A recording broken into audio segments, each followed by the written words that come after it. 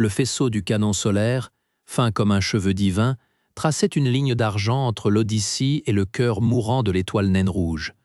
Fagin n'y prêtait plus attention. Ses doigts parcouraient les contrôles avant même que sa conscience ne les enregistre. Vérification des flux de particules, intégrité de la voile, pression des conduits. Des chiffres verts défilaient sur l'écran principal, une litanie de bonne santé. Tout était nominal.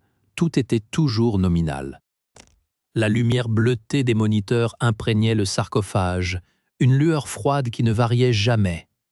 Elle avait usé les couleurs de sa combinaison, creusé des sillons permanents au coin de ses yeux. Il sentait le poids de ses épaules, cette voûte lentement sculptée par des décennies penchées sur ces mêmes écrans. Il se força à s'étirer. Les articulations craquèrent, un petit concert familier. Par le dôme de verre trempé, l'immensité le regardait. La voile solaire, une tache de ténèbres étoilées de points de contrôle lumineux, s'étirait sur des kilomètres. Au-delà, le vide. Un silence si absolu qu'il en devenait une pression sur les tympans. Sa pensée dériva, comme elle le faisait toujours pendant les longues heures, vers le dôme C12, niché dans les flancs sales du vaisseau, vers les deux lits superposés, les rires étouffés de ses fils, vers Léna. Son visage sur l'écran de la veille, marqué par la même fatigue que la sienne, mais illuminé d'une résistance qu'il avait perdue. Elle maintenait tout là-bas. Il maintenait ça ici. La transaction était claire. Son obéissance, sa présence dans ce cercueil de verre, contre l'espoir ténu d'un transfert pour eux. Vers les quartiers de la proue, l'air pur, la vue sur les étoiles, et non sur des conduits d'aération. Un espoir qu'il sentait, au plus profond de ses entrailles, aussi fragile et froid qu'un glaçon entre les doigts. Mais il le serrait quand même. C'était tout ce qui restait. Une alarme douce bipa, routine. Une microfluctuation dans le collecteur d'énergie 7B. Il tapota une séquence corrective, les muscles de ses avant-bras se contractant de mémoire. Le chiffre revint au vert. Rien n'avait changé. Rien ne changerait jamais. Puis, une lueur différente clignota dans le champ périphérique de sa vision. Orange, chaude, l'alarme de transmission personnelle. Son cœur, engourdi, fit un battement lourd et incongru. Léna. Un sourire fatigué effleura ses lèvres, peau sèche craquelant légèrement. Il activa la lecture différée. L'image de Léna, légèrement granuleuse à cause du délai de transmission, emplissait l'écran secondaire.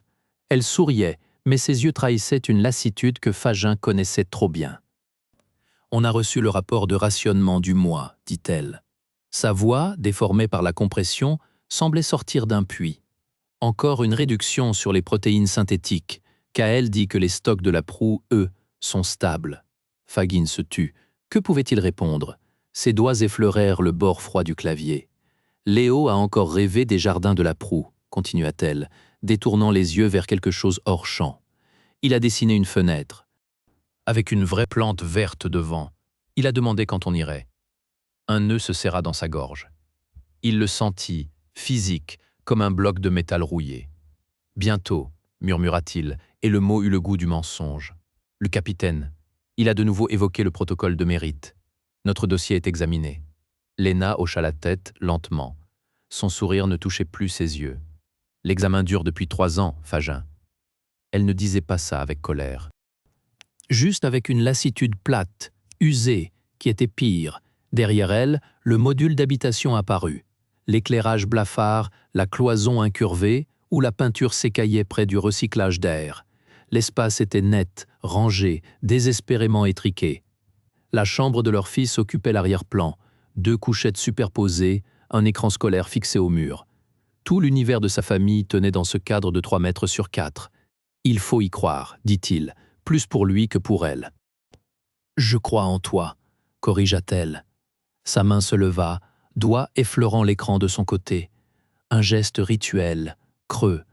La transmission ne permettait pas le contact haptique, seulement cette pantomime d'intimité à travers des kilomètres de conduits et de vide. Fais attention à toi, là-haut. Reste éveillé. Le visage de Léo surgit alors dans le champ, bouche grande ouverte sur une question qu'il n'entendit pas. Ses cheveux étaient en bataille. Il tenait le dessin, un carré bleu pour le ciel, un trait brun tordu pour la plante.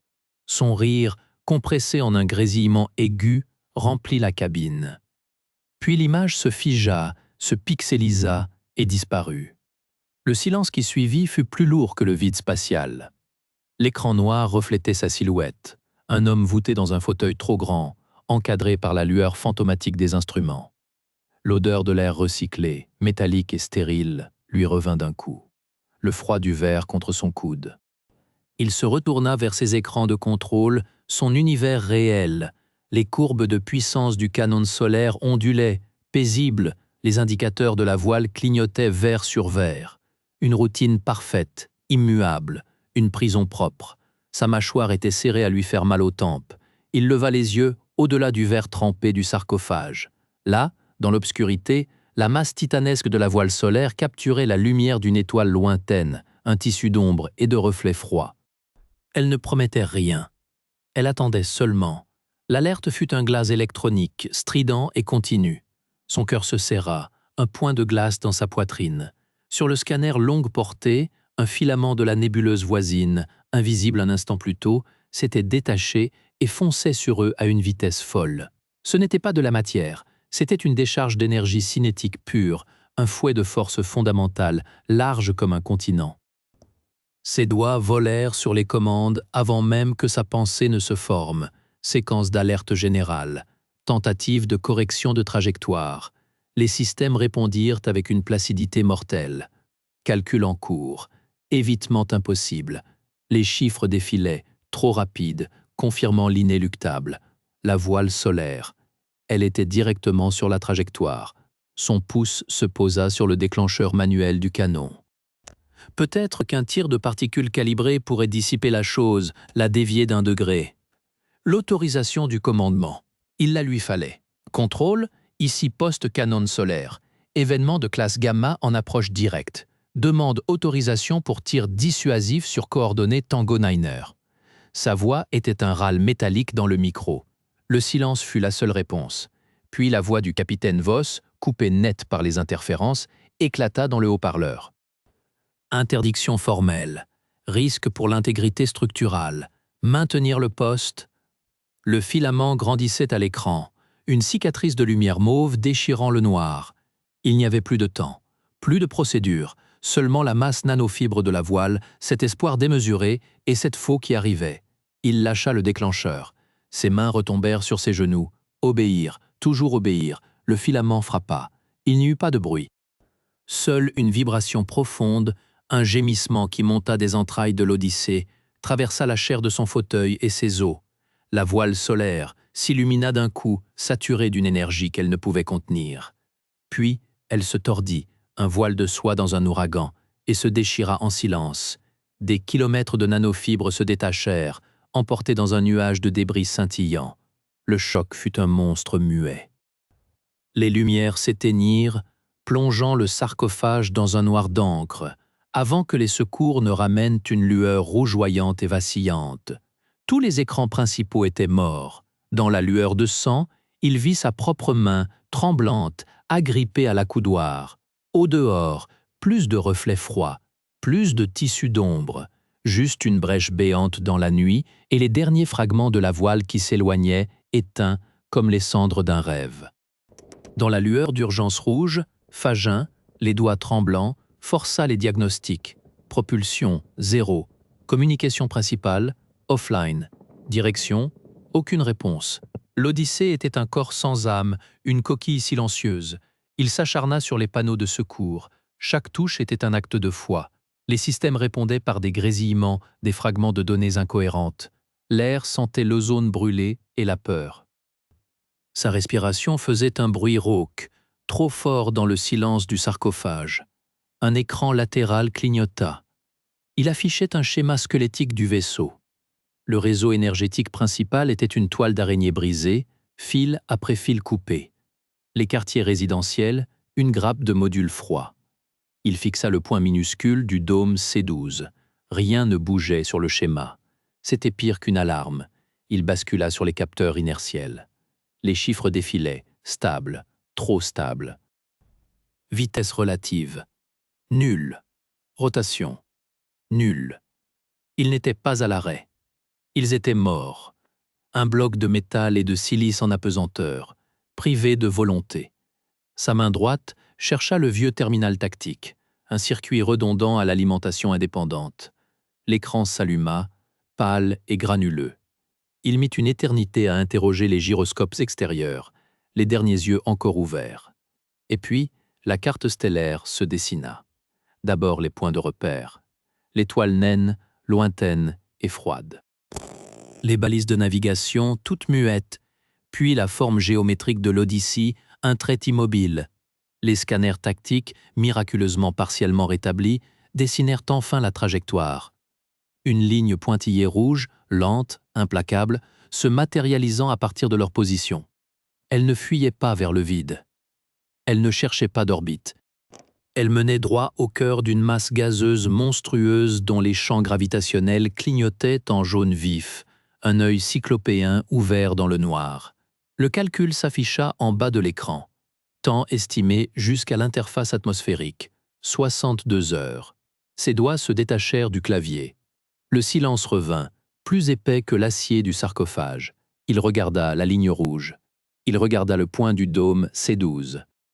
L'horreur était désormais une certitude mathématique et elle portait un nom, dérive. Le plan de sauvetage s'affichait sur l'écran principal, élégant et implacable comme une équation mortelle. Fagin le lut et le monde se réduisit à un seul point de coordonnées, C12. Son propre souffle devint un bruit de scie dans le silence du sarcophage. Le schéma était clair. Le canon solaire devait percer un corridor de moindre densité dans la nébuleuse pour permettre à l'Odyssée de manœuvrer. L'énergie nécessaire exigeait une focalisation totale, une brûlure de plusieurs secondes sur un point unique pour créer un effet de focalisation inverse. Le point calculé pour maximiser l'effet était le dôme résidentiel C12. Le protocole Phénix déclara la voix du capitaine Voss, net dans son casque, notre seul vecteur de survie. Fagin se tourna. Il était entré sans un bruit, flottant dans l'embrasure comme une ombre autoritaire. Kael, derrière lui, fixait ses bottes, les épaules rentrées.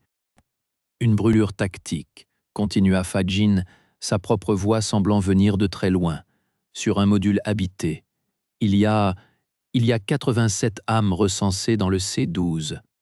87 âmes contre les 10 000 de l'Arche, rectifia Voss. L'équation est simple, opérateur Fagin. Leur structure est la plus apte à absorber et rediriger l'énergie du faisceau. Leur sacrifice scellera le corridor.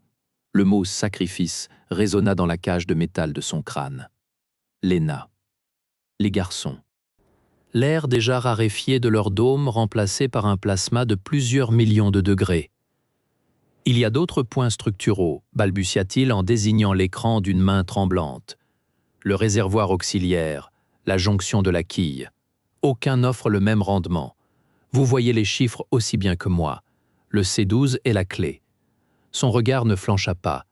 C'était celui d'un homme qui avait déjà résolu le problème moral et l'avait classé. Kael leva les yeux vers Fagin. Une seconde. Il vit la honte et une pitié rapide comme un coup de couteau. « Vous êtes notre meilleur opérateur, Fagin », poursuivit Voss. « Votre taux de précision est de 99,8%. Cette manœuvre exige une telle exactitude. Seule votre main peut la réaliser. » La nausée monta, acide. Il ne demandait pas, il constatait. Il le désignait comme le mécanicien de l'abattoir, l'exécutant technique du meurtre de sa propre famille. Le leurre de toute une vie se dissipait d'un coup, le laissant nu face à l'engrenage. Il était usé, oui. Docile peut-être. Mais pas ça. Il secoua la tête, un mouvement lent, animal. Non. Le capitaine s'avança. Son uniforme ne crissait même pas. Non, n'est pas une variable de l'équation opérateur. 62 heures. Ensuite, c'est l'écrasement pour tous. Le protocole Phénix est activé. Vous exécuterez la séquence. Il posa une main sur le dossier de son siège, une proximité qui sentait le gel et l'autorité. Préparez la séquence de focalisation, ordonna-t-il, la voix devenue un fil d'acier. Les yeux rivés sur les coordonnées maudites, Fagin sentit le goût du métal dans sa bouche. Pour la première fois de sa carrière, ses doigts, ces extensions dociles de la machine, refusèrent d'obéir. Ils restèrent en suspens au-dessus du clavier, paralysés, étrangers. Dès que la porte du poste se fut refermée sur Voss, Fagin plongea sur les consoles, ses doigts volant sur les interfaces comme pour échapper au cauchemar. Les chiffres défilaient, froids et implacables. Trajectoire d'interception. Masse estimée de l'objet. Fenêtre de tir. Il refusa la séquence préchargée et força un nouveau calcul manuel, injectant des variables parasites, biaisant les marges d'erreur. L'écran clignota en rouge. Erreur de cohérence. Il recommença. « Tu perds ton temps, Fajin ». Kael était adossé au panneau d'alimentation secondaire, les bras croisés. Sa cicatrice à la tempe paraissait plus pâle sous la lumière des alertes. « Les chiffres de Vos sont bons. Je les ai vérifiés. Même si tu décalais le tir de 3 degrés, le souffle secondaire. » Il secoua la tête, son regard évitant le sien. Le dôme C12 est dans le cône de fragmentation. Point. Il doit y avoir une autre solution. Un angle de focalisation différent, une modulation du faisceau. Le canon n'est pas un outil de précision. C'est un marteau. Tu le sais mieux que personne. Sa voix était plate, résignée. C'était cette résignation, plus que les chiffres, qui l'étouffa. Fajin frappa le bord du clavier. La douleur sourde dans ses jointures fut un soulagement minuscule. Ce ne sont pas des variables, Kael. C'est Lena. Ce sont mes fils. Il détourna les yeux, fixant un point sur le sol chromé. Je sais. Mais bricoler la séquence, c'est signer l'arrêt de mort de tout le module. Vos ne bluffe pas. S'il dit que l'objet va nous percuter, il va nous percuter. Fajin sentit un vertige. Ce n'était pas la peur, c'était pire, la compréhension. La physique était une prison au barreau d'équation. Il pouvait haïr Vos, il pouvait se révolter, mais il ne pouvait pas violer les lois de la cinétique. Ses doigts, un instant libérés par la rage, retombèrent. Ils glissèrent sur la trackpad, inutile. Il regarda la représentation holographique du vaisseau. Un point minuscule, froid, marquait l'emplacement du dôme C12. Il était exactement dans la zone d'ombre rouge de la projection d'impact. Le silence du poste était absolu, coupé seulement par le ronronnement des systèmes de refroidissement. Un bruit de tombe. Le regard vide, il lâcha l'écran. Aucune issue. Il se tourna. Kael observait ses mains, puis son visage. Il vit ce qui s'y éteignait. Il ne dit rien. Il hocha juste la tête, une fois, et sortit. La porte coulissa, puis se verrouilla derrière lui avec un claque définitif. Fajin resta seul face au canon et à sa condamnation. Puis ses doigts trouvèrent autre chose, le clavier de communication. Il activa une ligne sécurisée, isolée du réseau principal, et composa un seul identifiant, celui du docteur Elara Vance. Le visage austère d'Elara Vance apparut sur l'écran privé. « Fajin, je m'attendais à votre appel. » Son ton était lourd d'une connaissance prémonitoire. Il parla sans préambule. « Le protocole Phénix. C'est vrai ?» Ses yeux pâles, couleur de glace ancienne, ne clignèrent pas. « Oui, le canon doit être déchargé. La purge thermique est la seule façon d'éviter la surchauffe des conduits principaux. La zone d'ombre est calculée. » Son poing se serra sur le bord du terminal. « Ils vont brûler le dôme C12. Ils vont brûler ma famille. Ils vont sacrifier un module résidentiel pour sauver le vaisseau. » Sa correction était chirurgicale, dépourvue d'inflexion.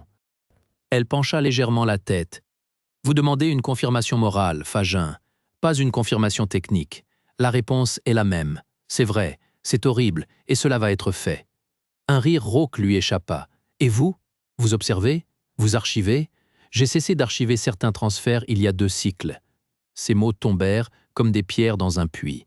Ses mains, parsemées de taches, s'immobilisèrent sur son clavier. Lorsque les ordres ont contourné le protocole de mérite, quand il est devenu évident que seuls certains noms quittaient les dômes, un froid plus profond que le vide de l'espace descendit dans sa colonne vertébrale. Quel nom? Elle soutint son regard. Celui de la femme et des enfants du capitaine Vos. Ils résidaient dans le dôme C12. Ils ont été évacués discrètement lors de la prétendue révision des conduits de secours. J'ai supervisé leur transfert médical. Protocole de sécurité Alpha. Le monde se réduisit à la froideur de son visage. Le sacrifice n'était pas égal. Ce n'était même pas un sacrifice. C'était un triage. Une fraude. Sa famille était du bétail désigné. La sienne, en sécurité. Où sont-ils? Sa voix était un grondement rauque, presque animal. Vance détourna les yeux, pour la première fois. Elle regarda un point derrière son écran, un souvenir ou un regret. Au quartier de la proue, protocole de sécurité Alpha. Le silence qui suivit la révélation fut plus assourdissant qu'une alarme. Le monde de Fagin bascula une seconde fois. Fagin fit irruption dans le poste de contrôle, l'écran de Vance encore gravé dans sa rétine. « Votre famille est en sécurité, capitaine? Au quartier de la Proue ?»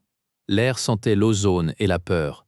Vos se tenait devant la console principale, le dos droit comme une lame. « Vos !» Sa voix fendit le bourdonnement des systèmes. Il se tourna avec une lenteur calculée. Son regard d'aigle le balaya dédaigneux. « Opérateur Fagin, vous êtes en retard pour votre relève. Où sont vos enfants ?» Un silence. Seul le clignotement persistant d'un indicateur vert. Kael, penché sur un panneau latéral, cessa de bouger. « Ma famille privée ne vous regarde pas, opérateur. » Le ton était lisse, coupant. Ils étaient dans le dôme C12, ils n'y sont plus. Où sont-ils? Ses yeux se rétrécirent, évaluant la menace. Il vit la fureur, la certitude. Son masque de contrôle se fissura d'1 millimètre. Assez. Le protocole Phénix exige des sacrifices, Fagin, pas des martyrs aveugles. Certains éléments sont trop précieux pour être gaspillés. Le mot élément le frappa en pleine poitrine. Sa femme, ses fils, des éléments. Vous les avez sortis, vous avez menti, vous nous condamnez tous. Je préserve l'avenir de l'Odyssée. Votre famille, comme les autres, fait partie du calcul. Un calcul que vous ne pouvez pas comprendre. Plus de colère. Juste un froid absolu. Je comprends que vous êtes un lâche, un fraudeur qui se cache derrière la raison d'État. Son visage se durcit, un geste presque imperceptible de sa main. Les portes coulissèrent. 2 gardes en armure sombre entrèrent, leurs bottes martelant le plancher métallique. Kael recula, son visage devenu cireux. L'opérateur Fagin présente des signes d'instabilité psychologique extrême, déclara Vos, sa voix projetée pour les micros. Il constitue un risque pour la sécurité de la mission. Appréhendez-le. Inaptitude. Mutinerie. Fagin ne se débattit pas. Leurs mains se refermèrent sur ses bras avec la force implacable des servomoteurs. Le métal de leurs gantelets lui brûla la peau à travers sa combinaison. Il fixa Vos, buvant chaque détail de son visage de traître. « Vous brûlerez en enfer », cracha-t-il. « Il n'y a pas d'enfer, Fagin. Seul le vide et le devoir. » Ils le tirèrent en arrière. Ses talons raclèrent le sol. La dernière chose qu'il vit fut Kael, pâle, détournant les yeux, et Vos se penchant sur sa console, ses doigts effleurant les commandes du canon solaire. Traîné dans les couloirs, Fagin entendit les derniers mots de Vos, glacial, destinés à Kael. Préparez le tir, avec ou sans lui. De l'autre côté du vaisseau, dans le dôme C12, sa famille ignorait qu'elle venait d'être condamnée par le seul homme capable de la sauver. La voix de Lena, grésillante et douce, traversa le silence de la cellule comme un rayon de soleil perçant une tombe. « Ils ne veulent pas que tu choisisses, Fagin. Ils veulent que tu obéisses. Alors, choisis. » Fagin se tassa contre le mur froid. Le grésillement était celui d'un canal de maintenance, piraté, faible. Sa voix contenait toute la fatigue du monde, mais aussi une détermination qu'il ne lui connaissait pas. « Ils m'ont enfermé, Lena. Ils ont le contrôle du canon. » « Ils ont le contrôle des boutons, Fagin. Pas de la cible. Tu le sais. Ton code d'opérateur. Ils valident le tir. Sans toi, c'est un ordre mutin. Ils hésiteront. » Son cœur cogna contre ses côtes. Elle parlait de rébellion ouverte, de condamner l'Odyssée. Le vide derrière la vitre de sa cellule semblait s'épaissir, devenir palpable. « Je ne peux pas. Tous ces gens. Nous ne sommes pas 87 âmes, Fagin. Nous sommes l'idée qu'on ne sacrifie pas les siens sur un calcul. Que la survie a un visage, pas seulement un nombre. » Sa voix se brisa, puis se raffermit, portée par un souffle. S'ils effacent cela, alors tout ce vaisseau n'est qu'un cercueil de plus, peu importe où il va. Il ferma les yeux. Il vit les visages de ses fils, non pas tels qu'ils étaient maintenant, maigris et inquiets, mais comme des ombres, des concepts abstraits dans le rapport de Vos. 87 unités de vie. Remboursable. Que veux-tu que je fasse? Sa voix n'était qu'un raclement. Le silence dura 3 longues secondes, peuplé seulement du bourdonnement du réseau. Sauve l'idée de nous. La ligne mourut dans un craquement final. Le grésillement s'éteignit, laissant Fagin seul avec l'écho de ses mots. Sauve l'idée de nous. Ses poings se serrèrent. Pour la première fois depuis des heures, il avait un ordre à suivre. Le sien. Il se leva. Ses articulations craquèrent. Il fixa le champ de force bleuté qui barrait la porte. Ils avaient pris sa combinaison d'opérateur, ses outils. Mais ils n'avaient pas pris la carte de maintenance de secours, cousue dans la doublure de son pantalon, vieille habitude de paranoïaque. Une idée, fragile et dangereuse, germait dans l'obscurité de son crâne. Il ne s'agissait plus de choisir entre deux mots. Il s'agissait d'en forger un troisième. La porte de la cellule glissa dans un sifflement d'air comprimé. Dans l'encadrement, la silhouette honteuse de Kael évitait son regard. Il tenait un déverrouilleur magnétique de fortune, les fils dénudés encore fumants. La cicatrice sur sa tempe paraissait plus pâle sous l'éclairage de veille. Ils ont changé le cycle de garde. Tu as 5 minutes avant la relève, murmura-t-il sans le regarder. Fagin passa le seuil. L'air du couloir sentait l'ozone et le métal froid. Kael recula d'un pas, comme si sa présence le brûlait. Pourquoi? Il haussa une épaule. Sa combinaison était tachée d'une nouvelle éclaboussure d'huile noire. Parce que Voss a raison. Les mots tombèrent comme des scellés. Fagin le fixa, attendant la suite qui ne vint pas. Ses doigts jouaient nerveusement avec le déverrouilleur. Techniquement, il a raison, précisa-t-il, les yeux enfin levés sur lui. J'ai vérifié les calculs de navigation. Le nuage de débris est dense. Le tir du canon sur le dôme C-12 crée bien le seul corridor de fuite viable. L'énergie dissipée par l'explosion dégagerait une voie pour l'Odyssée. Le sacrifice de 87 vies pour 10 000, c'est mathématique. Il avait dit ça d'une voix plate, de technicien, mais une veine battait à sa tempe, près de la cicatrice. Alors pourquoi es-tu ici? Un long silence. Le bourdonnement des conduits vibrait dans ses mollets. Parce que les calculs ne disent pas comment on vit après, finit-il par lâcher. Il ne parle pas de toi, enfermé dans ton sarcophage de verre, à devoir aligner le réticule sur le dôme où dorment ta femme et tes gosses. Les maths, ça s'arrête avant ça. Il jeta un coup d'œil nerveux au bout du couloir. Je ne peux pas aller plus loin. Il y a des caméras à l'intersection B7. Je les ai mises en boucle de diagnostic, mais ça ne tiendra pas. Si tu veux te cacher, va au conduit de recyclage. Si tu veux autre chose. Il ne termina pas sa phrase. Son regard disait qu'il connaissait sa réponse. Le poste de contrôle est verrouillé en mode priorité capitaine. Ton code d'opérateur principal est révoqué, oui. Mais le système de purge manuel des conduits de refroidissement du canon, il a une porte dérobée, un accès physique, tu le sais. C'est toi qui m'as montré le schéma, l'année dernière, quand le régulateur a surchauffé. Fagin se souvint. Une trappe sous la console principale, dissimulée par une grille. Un chemin de service étroit, obscur, non surveillé. Kael lui tendit le déverrouilleur magnétique. Ça marche sur les verrous mécaniques, pas sur les champs de force. Après la trappe, tu seras seul. Il prit l'outil. Le plastique était tiède de sa main. Il se détourna, murmurant un « je suis désolé » qui sonna comme un adieu. Ses pas s'éloignèrent rapidement, absorbés par la pénombre du couloir. Fagin le regarda disparaître, puis tourna les talons. Le poids de la carte de maintenance dans sa doublure lui brûlait la cuisse.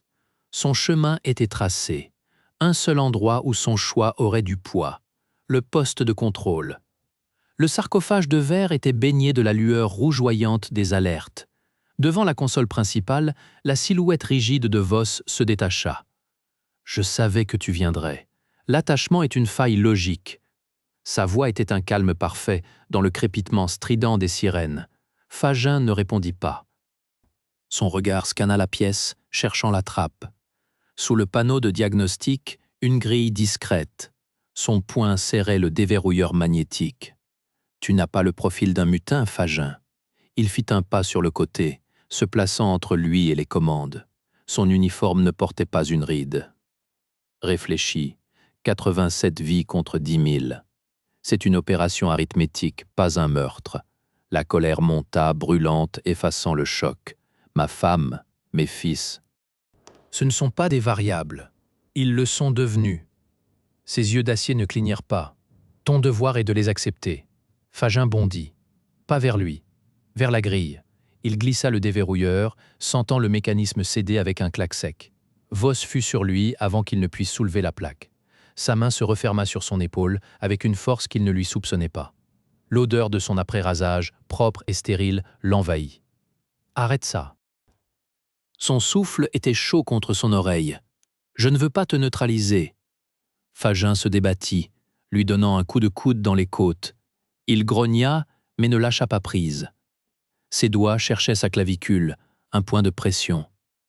La panique lui donna une force brute. Il se tordit, lui écrasant le talon sur le pied. Son étreinte se relâcha d'1 millimètre. Assez. Il bascula son poids en avant, l'entraînant dans leur chute. Ils heurtèrent le sol métallique. Le choc lui coupa le souffle. Vos roula sur le côté, ajustant sa prise. Fagin vit son poing se lever, propre, efficace. Il ne pensa pas. Il attrapa le bord de la grille à moitié soulevée et la tira de toutes ses forces. Le métal heurta son front avec un bruit mat. Son corps devint lourd, ses yeux roulèrent, perdant leur focus acéré avant de se fermer. Il s'effondra sur le côté, silencieux. Le crépitement des alertes était la seule réponse à ses calculs. Haletant, la bouche pleine du goût du sang et de la peur, Fagin se traîna jusqu'à la console. Ses doigts tremblants glissèrent sur l'interface tactile. L'écran principal affichait le plan de tir, une ligne rouge tracée dans le vide pour terminer sa course sur le dôme C12. Il les effaça. Ses doigts tremblaient au-dessus du clavier de coordonnées. D'un côté, le code du dôme C12. De l'autre, une série de chiffres qu'il connaissait par cœur, les coordonnées statiques de son propre sarcophage. Le compte à rebours clignotait en rouge. 5 minutes. Le sang de Kael faisait une tache sombre et collante sur le métal gris. Le silence du poste n'était plus que celui des machines, un bourdonnement accusateur. Il avait effacé la ligne de tir. L'écran était vierge, attendant une nouvelle entrée. Ses yeux brûlaient. Pas de larmes. Une sécheresse de four. Il pensa à la promesse. 3 ans de protocole de mérite. 3 ans de rationnement pour eux, de quart double pour lui. Leur petit rire derrière les parois du dôme étouffait. La lumière artificielle sur le visage de Léna, de plus en plus pâle, de plus en plus lointaine. Il pensa à l'arche Odyssée. 10 000 âmes dans le métal froid, des enfants dans d'autres dômes, des promesses faites à d'autres. Le système lui avait donné un choix binaire, exécuter ou condamner. Il n'était plus un exécutant. Ses doigts se posèrent sur le clavier. Il ne tremblait plus. Il saisit les coordonnées de son poste de contrôle. Le sarcophage de verre et d'acier, sa cellule, son tombeau. La logique était claire, implacable. Le protocole Phénix nécessitait une masse sacrificielle pour créer le corridor de fuite, une impulsion concentrée sur une structure contenue, le dôme C12 ou ce cube scellé où il passait sa vie. La masse était suffisante. L'énergie se disperserait dans le vide après avoir déchiré sa prison, créant la brèche. Le vaisseau passerait. Le dôme C12 serait épargné. Il entra les chiffres. Un bip d'acceptation. La ligne de tir réapparut à l'écran, rouge et nette. Elle partait du canon, traversait l'espace et terminait son trajet ici. Sur lui. 4 minutes. Il déplaça sa main vers le déclencheur manuel, un levier protégé par un capot en plexiglas. Il le cassa d'un coup de coude. Le plexi éclata en étoiles. Il prit la photo encastrée dans le bord de la console. Léna et les garçons. Une image figée avant le départ, quand leur sourire n'était pas encore usé par la pénombre des dômes. Il la serra dans sa paume gauche. Sa main droite enlaça le levier froid. Il ne les sauverait pas pour de vrai. Il ne les reverrait jamais. Il vivrait avec la vérité, qu'il avait choisi l'idée d'eux. L'idée d'un père, d'un mari, qui n'était pas un meurtrier. L'idée d'un avenir où le sacrifice pouvait encore signifier quelque chose d'autre qu'une optimisation froide. Pour l'idée de nous. Il tira le levier. Une vibration profonde monta des entrailles du vaisseau. Les lumières du poste vacillèrent, puis se stabilisèrent dans une lueur d'un blanc cru. À travers la paroi de verre face à lui, la voile solaire géante commença à luire, saturée d'une énergie qui n'était plus destinée à la propulsion. Elle se mit à briller comme un second soleil, avalant toute l'obscurité.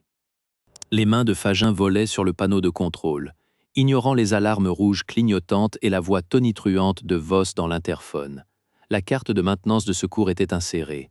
Un portail secret ouvert dans le code impérial du canon. Opérateur Fagin, cessez immédiatement. C'est un ordre direct. La voix était un scalpel. Sa propre main, tremblante, déplaçait des blocs de ciblage. Il ne désarmait pas le tir. Il le redirigeait. Les calculs de Voss étaient parfaits, sauf un détail, la tolérance structurelle de la voile solaire à son point d'ancrage nord-est, un point faible connu seulement des techniciens de maintenance de longue date. Le canon pouvait y frapper, libérer l'énergie de décharge nécessaire pour créer le corridor, sans déchirer l'âme du vaisseau et sans vaporiser le dôme C-12. « Vous condamnez 10 000 âmes pour 2, hurla Voss. « Non, murmura-t-il en verrouillant les nouvelles coordonnées. « Je refuse votre calcul. » La porte du sas s'ouvrit dans un grincement hydraulique. Voss était là, impeccable, son pistolet à impulsion déjà tiré. La décharge frappa Fagin en pleine poitrine. Une chaleur blanche, puis un froid d'acier qui le cloua au sol paralysé. Il ne sentait plus ses jambes. Voss se précipita vers la console, ses doigts agiles annulant ses commandes. Le ciblage revenait au dôme. Le compte à rebours reprenait. 20 secondes. C'est alors que Kael surgit de l'ombre des serveurs. Il ne dit rien. Son visage était une page blanche. Il lança le manche d'un déverrouilleur magnétique dans le dos de Voss. Le capitaine se retourna, trop tard. Kael le percuta, les deux hommes s'écroulant contre le panneau principal. 10 secondes. Les doigts engourdis de Fagin rampèrent sur le sol froid. Il atteignit le levier de validation manuelle. Il le tira de tout le poids de son corps inerte. Le canon vibra et tonna, libérant son énergie non pas vers le dôme, mais vers la lisière de la voile solaire. À travers la paroi, un éclair silencieux lacéra le bord de la toile nanofibre, libérant un torrent de lumière pure. Le corridor de fuite s'ouvrit, un chemin de brume énergétique dans le noir. Voss se releva, le visage décomposé par une fureur qu'il ne lui connaissait pas. Il pointa son arme sur Fagin. Kael se jeta sur son bras. Le coup partit, sifflant au-dessus de sa tête pour se perdre dans le plafond. Alors que le canon vibrait et tonnait, libérant son énergie non pas vers le dôme, mais vers la lisière de la voile solaire, Fagin sut, avec une certitude glacée, qu'il venait de signer son propre arrêt. Dans le dôme C-12, le sol trembla, mais ce ne fut pas l'apocalypse promise. Les lumières vacillèrent, puis se stabilisèrent. À l'extérieur du hublot principal, un éclair silencieux et argenté déchira le noir, illuminant les visages pétrifiés des habitants. Lena serra ses fils contre elle, leur petit corps raidi par la peur. L'air sentait l'ozone et la terreur froide. Puis, le grondement arriva, un gémissement de métal tordu qui traversait la carcasse du vaisseau. La structure du dôme gémit, mais tint bon. À travers la vitre, la voile solaire était en train de mourir. Une lèvre de feu blanc léchait son bord, dévorant les nanofibres dans une réaction en chaîne silencieuse. Une onde de lumière pure se propagea, poussant le nuage de débris qui les encerclait comme une marée repoussant des brindilles. L'Odyssée eut un sursaut, un hoquet mécanique que Lena sentit dans ses os. Il glissait enfin, lentement, hors de la gueule de la géante gazeuse. Il avisait la voile, murmura une voix calme à côté d'elle. Le docteur Vance se tenait là, ses mains tachetées posées sur la vitre froide. Son reflet montrait un visage de cendre, mais ses yeux brillaient d'une intelligence acérée. Elle observait la destruction comme un phénomène clinique, mais une tension nouvelle raidissait ses épaules. « Le corridor est ouvert, dit-elle, plus pour elle-même que pour eux. Mais le prix !» Une explosion sourde fit trembler le pont sous leurs pieds, plus lointaine cette fois. Les lumières s'éteignirent une seconde, plongeant le dôme dans un rougeoiement d'urgence avant de revenir, plus faible. Un système de support vital défaillant quelque part, le prix. Autour d'eux, les autres habitants sortaient de leur stupeur. Des pleurs étouffés, des murmures de soulagement, des mains qui se cherchaient dans la pénombre rougeâtre. Ils étaient vivants. Le dôme était intact, mais le vaisseau avait saigné. Vance se tourna vers Lena. Son regard passa de ses fils blottis contre ses jambes à son visage. Elle ne dit rien, mais son silence était une question et un avertissement. Fagin avait réussi, il les avait sauvés du sacrifice. Mais en mutilant la voile, en détournant le canon, en défiant Voss, il avait ouvert une autre forme d'abîme. Le silence qui suivit fut plus assourdissant que toute alarme. Lena, serrant ses fils contre elle, comprit que Fagin avait réussi. Mais le prix de cette réussite se lisait déjà dans le regard sombre du docteur Vance. Les panneaux du sarcophage de verre étaient fondus et l'air sentait l'ozone brûlé et le métal tordu. Parmi les débris, une main bougea. Kael se précipita, écartant une poutre encore chaude. Fagin gisait sous son poste de commande, qu'il avait partiellement protégé. Sa combinaison était carbonisée sur le torse. Sa respiration produisait un sifflement humide, terrible à entendre. L'équipe de secours l'écarta pour le soulever sur le brancard. Ses doigts, noircis, serraient encore un fragment de clavier. Pression stable, mais à peine, gronda un secouriste. Ils l'emportèrent en hâte. Les yeux de Kael rencontrèrent alors ceux du capitaine Voss, assis contre un terminal éteint, les poignets entravés par des menottes de maintenance. Son uniforme était impeccable. Son regard était un bloc de glace, fixant l'endroit où le canon s'était retourné contre la voile. Il ne résista pas quand 2 membres d'équipage le firent lever. « Vous avez condamné l'avenir de ce vaisseau, Kael, dit-il seulement. Sa voix était plate, sans colère. Une simple constatation. Le docteur Vance se tenait à l'entrée déformée. Elle regarda Voss être escorté, puis son regard suivit le brancard disparaissant dans le couloir. Elle s'approcha, ses yeux perçants, balayant les dégâts. « Il a prouvé qu'une 3e solution existait, » murmura Kael, plus pour lui-même que pour elle. « Il a prouvé qu'un homme pouvait briser une équation en se brisant lui-même, » corrigea-t-elle. Elle indiqua la brèche béante dans la voile solaire, où les étoiles cruelles brillaient à travers la déchirure des nanofibres. La vérité mathématique de Voss est devenue inopérante. La sienne a un coût. Le compte n'est pas le même. Kael fixa la cicatrice sur sa tempe, souvenir d'une autre logique brisée. Le système avait toujours exigé des sacrifices propres, calculés. Fagin en avait offert un autre, désordonné et personnel. La voie était ouverte, elle était jonchée de débris et de sang. En regardant Fagin être emmené sur un brancard, Kael sentit le poids du commandement tomber sur ses épaules, un poids léger comparé à celui que venait de porter l'opérateur. Les jours qui suivirent furent un chaos organisé. L'Odyssée, propulsée par les moteurs auxiliaires et la voile solaire partiellement détruite, naviguait lentement dans le corridor de fuite. Les dégâts étaient considérables, mais la structure principale tenait. Les équipes de maintenance travaillaient sans relâche pour colmater les brèches et rétablir les systèmes essentiels. Kael, en tant qu'officier le plus haut gradé après la mise aux arrêts de Voss, assuma le commandement par intérim. Sa première décision fut de convoquer un conseil de crise incluant des représentants de chaque dôme résidentiel. Pour la première fois depuis le départ de la Terre, les voix des quartiers de la poupe furent entendues dans la salle de commandement. Le procès de Voss fut bref et sans appel. Les preuves apportées par le docteur Vance sur le transfert clandestin de sa famille, combinées aux témoignages de Kael et des enregistrements du poste de contrôle, établirent sans équivoque sa culpabilité pour fraude, abus d'autorité et tentative de meurtre de masse. Il fut dégradé et placé en détention à vie dans une cellule de la section sécurisée, isolée de tout contact. Sa famille, toujours au quartier de la Proue, fut relogée dans un module standard, perdant tous les privilèges. La justice, bien qu'expéditive, fut perçue comme nécessaire pour restaurer un semblant de confiance. Fagin, quant à lui, passa 3 semaines entre la vie et la mort. Le tir à impulsion de Voss avait endommagé sa moelle épinière au niveau thoracique, le laissant paralysé des membres inférieurs. Les brûlures et les traumatismes internes exigèrent de multiples interventions chirurgicales. Léna ne le quitta pas, dormant sur une chaise à côté de son lit dans l'infirmerie principale. Les garçons lui rendaient visite chaque jour, leur voix chuchotante emplissant la pièce stérile. C'est pendant sa convalescence que le Conseil, sous la direction de Kael, vota l'abrogation formelle du protocole Phénix et de tous les protocoles similaires.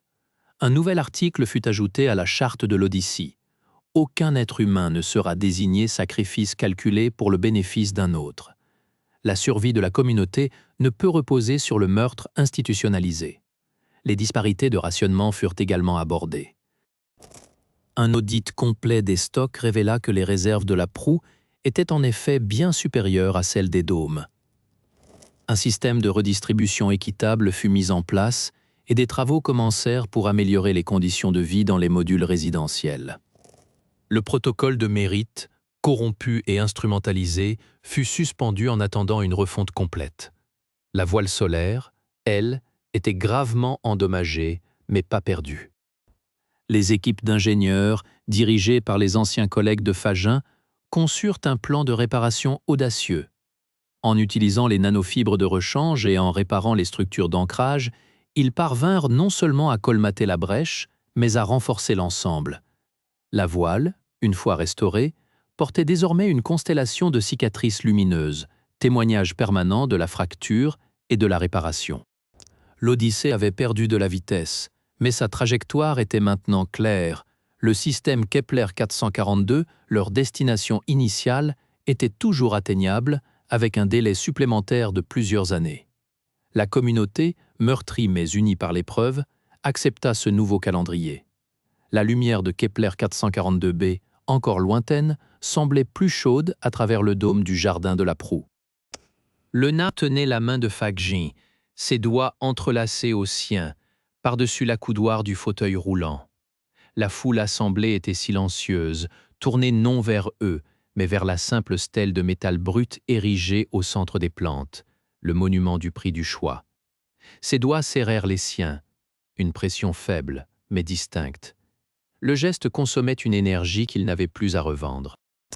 Les mois de réanimation, de greffe nerveuse, de thérapie pour réapprendre à faire circuler un signal du cerveau à la main, tout cela était inscrit dans la pâleur de sa peau, dans le léger tremblement qu'elle sentait contre sa paume.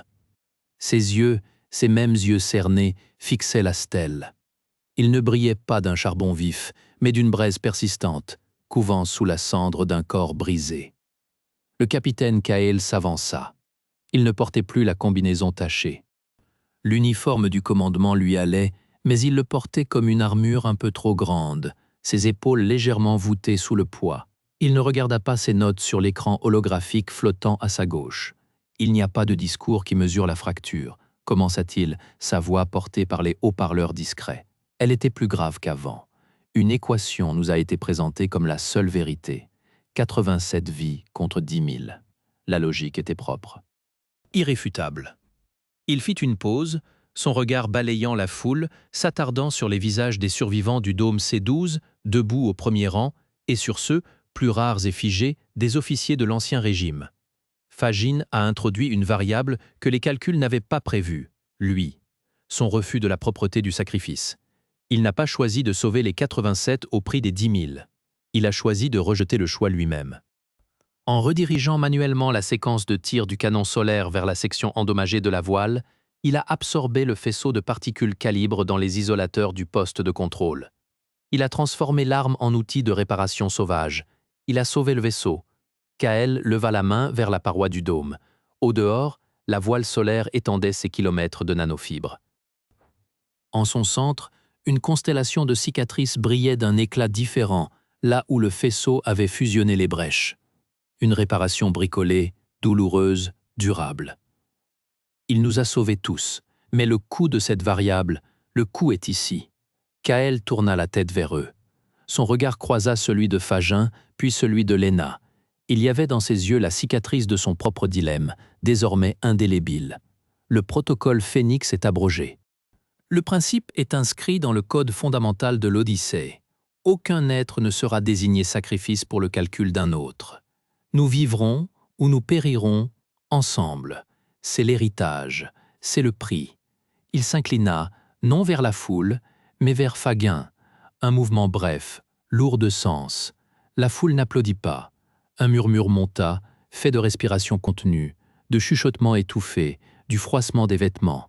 C'était mieux que des applaudissements. C'était la reconnaissance d'une blessure collective qui deviendrait cicatrice, pas oubli. Le docteur Elara Vance s'approcha alors. Elle se tenait droite, sa tunique simple flottant légèrement dans la climatisation du jardin. Elle ne prit pas le micro. Sa voix, claire et sans tremblement, porta malgré tout. « L'historien que je suis n'a qu'une question à poser à l'avenir », dit-elle, s'adressant à personne et à tous. « Que ferez-vous de cette idée de nous qu'il vous a rendue ? Elle n'est plus un concept, elle est une fracture dans le métal, une brûlure sur la voile, un homme dans un fauteuil. Elle exige de vous plus que de la mémoire. Elle exige de vous d'être digne du prix payé pour la préserver. » Elle posa une main, légère comme une feuille, sur l'épaule de Fagin. Il tourna lentement la tête vers elle. Aucun mot ne fut échangé. Elle hocha la tête une fois, puis se retira dans l'ombre des fougères arborescentes, son rôle de témoin terminé. La cérémonie se dissipa sans ordre formel. Les gens s'approchèrent, par petits groupes. Ils ne parlaient pas beaucoup. Ils posaient un regard sur Fagin, un signe de tête vers Léna. Certains touchaient du bout des doigts la stèle de métal brut, froide sous la lumière artificielle du jardin. Les noms des 87 n'y étaient pas gravés. Seuls 3 mots, découpés au laser. Le choix fut un. Kael vint s'accroupir près du fauteuil. « Les nouveaux quartiers sont prêts, dit-il, sa voix redevenue celle du technicien qui règle un problème. L'accès est direct depuis l'infirmerie.